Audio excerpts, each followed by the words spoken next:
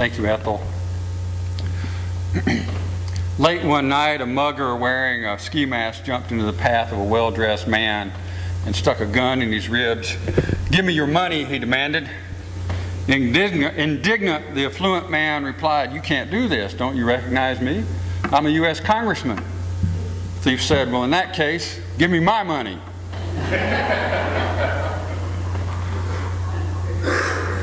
The man went to his attorney and told him, "My neighbor owes me $2,500 and he won't pay. What should I do?"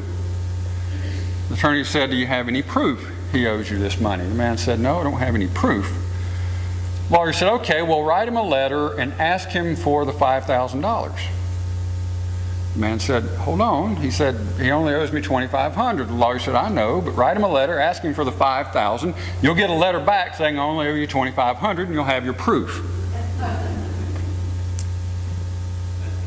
Yeah, it takes a minute, doesn't it? Well, I thought a couple of jokes might ease us into the sob stories and arm twisting that Paul talked about with regard to money.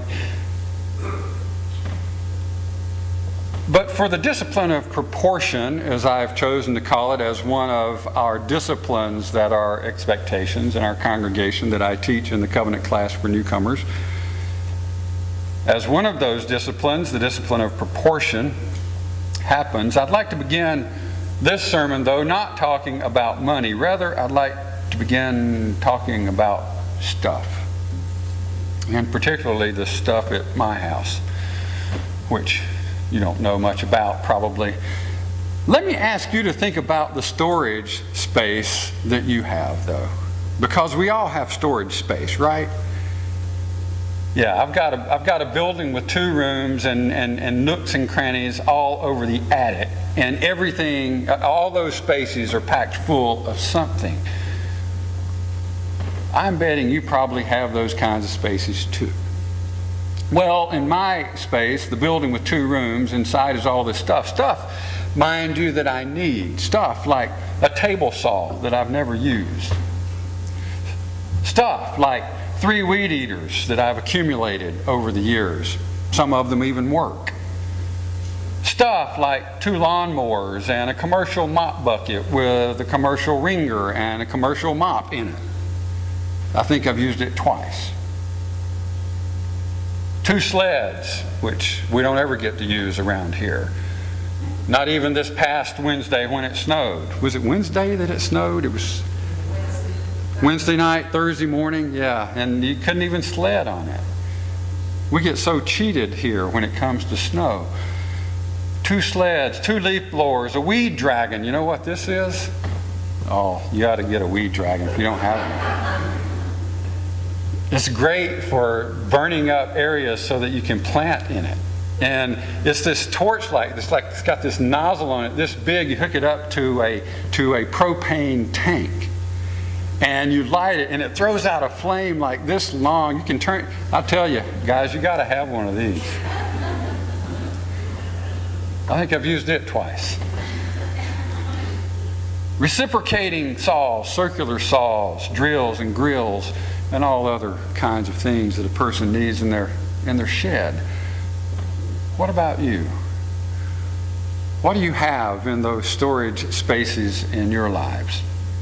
The problem is I don't use the stuff in those 2 rooms very often at all. In fact, I could live my life virtually without most of the stuff in there, and I would much more appreciate the space if it were cleaned out and I could actually get to stuff that was in there.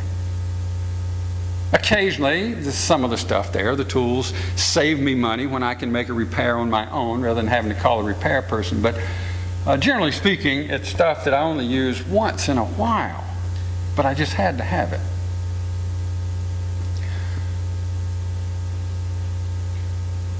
As I think about it, though, on those rare occasions, once or twice a year when I need a hedge trimmer or something like that, or even a mower for that matter, I think I cut my grass 3 times last year. I know that wouldn't work for many of you, but it works for me. I did it to my hair this past week. But on those occasions when I do need those things, I have neighbors, and neighbors have these things. And like we all have all the same things in our storage sheds. We have all this stuff. Why don't we share this stuff? Wouldn't it make more sense if we you remember when we used to borrow things from each other? And it was okay, right? And you just took it back. Most of the stuff around my house gets just a very slight use, the slightest of use, if any at all. And I find my stuff that I've accumulated is disproportionate to my need. I simply don't need all the stuff. I need some of it, but not all of it. I'll give you an example of how we could do this, and we wouldn't have to have all the stuff. One day, my wife and I, Teresa, were walking down our street, and there'd been a fairly sizable storm a few days earlier, and we passed by a couple of our neighbors who were out in their yard, and they were pruning up some of their trees, and Ed, bless his heart, was up on a ladder and as far as he could reach trying to prune, and it looked really a little bit unsafe. And so Teresa just called out to him, we have a pruner, would you like to use our pruner? He said, well, can I, am I able to reach this? And Teresa said, yeah, it extends. So I ran back home, got the pruner while she stayed and talked to Ed and Connie, and dropped off the pruner. He dropped it back on the porch the next day, and it was a wonderful thing to be able to share something that somebody else needed, and they didn't have to go buy it. They didn't have to spend money for it. And most of the time it just sits there otherwise. I don't use it very often myself, once or twice a year. I bet we all have trouble using what we have. I bet we all have stuff we could live without. A building piled up with stuff that I used to build a fence once, or floor a room, or tile a bathroom, which I enjoyed doing, but I'm probably not going to do it again. It occurs to me that by and large we become owners and not renters. We become people who need to have stuff and accumulate stuff more than be able just to use stuff that others may have and share with each other what we have. We're owners, and often we're bad owners in that we don't put to good use the stuff that we do own. We'd rather own it, have it, than borrow it. Rather have it than use it even, or worse, to even let it be used. There's a story told about a man who was worried, actually a miser, worried about his wealth. So he sold all that he had, and he bought with the money that he got for the selling of all he had a lump of gold. And he was really proud of this lump of gold. So proud he was of it that he took it, he put it in a bag, and he found a spot by a wall where he could bury it. And so he dug a deep hole and he buried the gold in the spot inside the bag. Every day he would come back to the spot, dig up the gold, feel of it, handle it, be proud of it, enjoy it. Put it back in the hole, cover it up, go away. Same thing next day. Every day he did this. One of his workmen noticed his routine and began watching more closely and saw what the man was doing. Then one night, the workman went over to the place by the wall where the gold was buried, dug up, and sure enough found the gold and stole it. The next day, of course, the man comes to dig up his gold and have it, and he does, and he digs down in the hole. Lo and behold, it's empty. It's no longer there. And he gets really angry about this, starts tearing out his hair in loud lamentation. Someone's stolen my gold. Someone's stolen my gold. And his neighbor hears him screaming about this. His neighbor comes out and says to him, "Sir, pray, do not grieve so. Nothing's lost. Go and take a stone and place it in the hole. Paint it gold if you like. Put it in the bag. Cover it up. Go visit it every day, just like you did the gold. It will do you quite the same service. Because when the gold was there, you had it not, as you made not the slightest use of it." Makes me wonder if the man knew the worth of the gold. It makes me wonder if the man had his gold and had lost his marbles. We know it doesn't make any sense to do what the man did. We know that. And as long as it's him, it's okay, right? When we start thinking about ourselves, though, it makes a little bit of difference. But we have to recognize that for all his wealth and for the way he used it, any old rock would do. I wonder if there are things that we care more about using or more about having than using. I wonder if there are things we care more about keeping and hanging on to, like the stuff in my building, than giving it away or even sharing it. Some things should be kept. There's no question about that. My wife has a locket. She showed it to us the other night, Bill and Carol. A locket. It's not of any great value. She wears it occasionally. When you open it up, there are 2 pods instead of just one. So it opens up to like a 4-leaf clover when both lids are open on both pods. Inside one pod, she has a picture of Annie. And on the other pod, she has a picture of Daniel, both when they were very young children. And it's precious to her. It's worth a lot monetarily, but it's precious to her. And she should keep that. It's not something you give away, it's something you treasure. But it's something that should be treasured. Its worth isn't bound up in its being used. She treasures it because of what it represents, which is a relationship in her life and the growth of that relationship over the years. On the contrary, money is of no real use, of no real value, unless it's put to use. We can see that in the story with the man with the gold and how he could easily have substituted any rock for that, for all he was doing with it. Jesus tells that fable of Aesop a little differently in Matthew chapter 25. Do you remember the story of the 3 servants who were given one 3 bags of silver, another 2 bags of silver, and one bag of silver? And the one with 3 bags invests the 3 bags, makes more. The one with 2 bags invests those bags, makes more. And the one with 1 bag, what does he do? He takes his silver and buries it in the ground. As I said, Jesus is a little more harsh than Aesop is in the fable. Jesus says, take that lousy servant, throw him into outer darkness where there'll be weeping and gnashing of teeth. Well, I won't go that far. I can't do that. I don't think that's going to help a whole lot for us to do that with people. But the fact is, a person's already out there in outer darkness if they're just burying their wealth and not using it. It's a story about using one's wealth to benefit others, really to serve the needs of those in need and to further the cause of Christ in the world. Someone in our church's history who did that well is a woman named Dolly Alcott. I don't know if you know that name. I'm sure some of you have heard that name around here. Dolly died several years ago, before I even became pastor of this church 14 years ago. When Dolly died, in her will, she had left a hefty sum of money to this church. $95,000 she left in her will to this church. She was a member here. When I came here 14 years ago, we had it in a money market account. It was drawing, I don't know, maybe 0.5% interest, but that the church had decided, prudently so at some point, that it needed to be in that account so it could be easily accessed.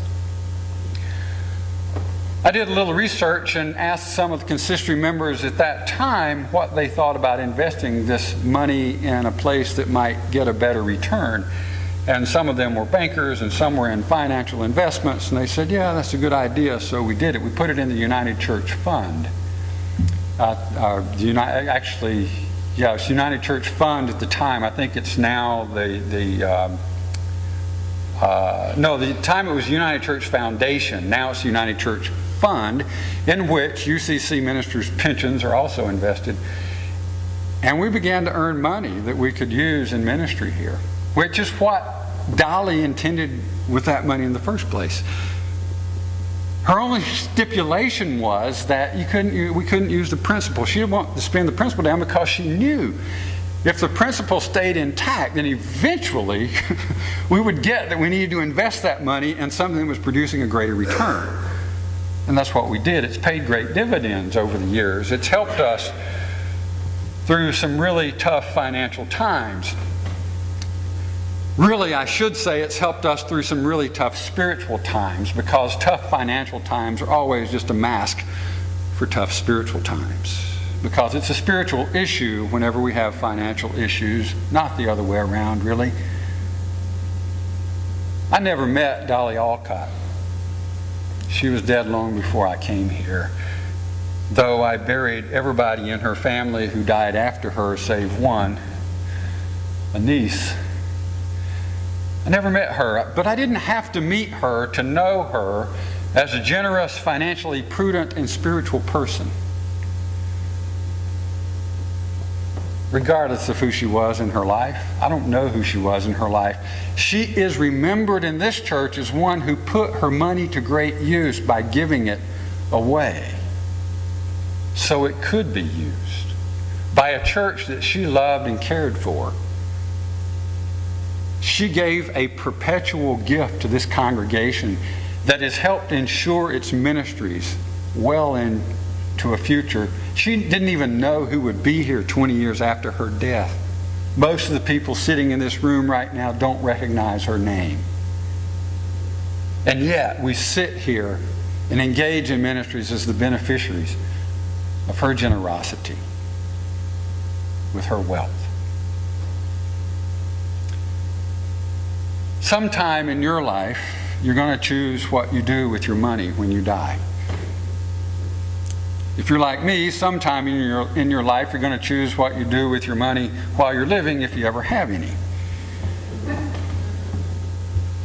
What I hope is that you'll put it to greater than just slightest use. Paul says a stingy planter gets a stingy crop. A miser, in other words, begets misery. One would think just the opposite. One would think that holding on to one's wealth would keep one wealthy, but Jesus says no. Jesus says getting everything you want comes at a cost, and the cost of getting everything you want is the cost of your own soul, your very self, your true self, Jesus says. The discipline of proportion, the third of the basic expectations of our congregation that I teach in the covenant class for newcomers, means taking stock of one's finances and giving a portion of one's wealth to help pay for doing the ministries of this church. And for me, the stuff in my building counts as wealth. Imagine what would happen if we all took a personal inventory of what we have. What if we sold the stuff we didn't need? I know that sounds like a crazy idea, doesn't it? But I really don't need that stuff for as much as I use it. Imagine what would happen then, on the other hand, if maybe we just saved a little for the ministries of this congregation. What if we made a sacrifice each week? Just one, a small one even, to support the ministries of this congregation financially? Well, we'd have to look at how we spend our money, first of all. And for some of us, that would be an eye-opener. Do you know where you spend your money? Boy, isn't it uncomfortable? Isn't it uncomfortable to sit in church and talk about money? Isn't it? We should all just say it. Let's just get it out there. Money. Money, money, money, money, right? Now, you can't accuse me of only talking about money, because I do it very rarely. I've done it more lately, granted. But the fact of the matter is, in any congregation, in any organization, you can't do it. You can't do the ministries without financial support. And in as much as we're beneficiaries of that ministry, then we have to support it in some way. Now, we all can't give the same amount. We all can't give the same percentage. Some of us are more wealthy than others, monetarily. But as friends and members of this congregation, we do have to think about it, take it seriously, and offer up. Offer up. Generosity is good for the soul. So I realize there's some places in my life I can cut and give away. I'll go through that building with 2 rooms of stuff, and guess what? There's an app for that now. Believe it or not, there's an app like the old swap and shops on the radio, and it's called, get this, Offer Up. And the tagline is buy, sell, offer up. I find the name intriguing, Offer Up. Offer Up. You see, I thought that was something reserved for church and synagogue and mosques and that kind of thing, religiously, that needed financial support for their ministries. But the thing I find intriguing is that now here is this app out there called Offer Up, something that in fact, whenever we bring our offering forward in our worship service, what do? You keep your eyes open during the prayer? It's okay. But someone comes forward with the offering, they go here, and we bring the plates, and what do? We present them, and we literally, physically raise them up. We offer them up. And symbolically, when we offer up these offerings, we're also offering up ourselves. So this app, Offer Up, we raise them up in order to practice the discipline, and it's a discipline of proportionate giving. We have to think about offering up our wealth at other times than just on Sunday morning. We have to think about it and recognize it when we're in the bank, physically or online. To remember that. To remember there's some responsibility there. And that we have an opportunity to offer up something of ourselves, something of our wealth for greater rather than slighter use. Imagine what would be possible for this congregation if we took the use of our wealth seriously with regards to the ministries of this congregation. It could be phenomenal. The discipline of proportion. So that we do more with our wealth than just slight use. Amen.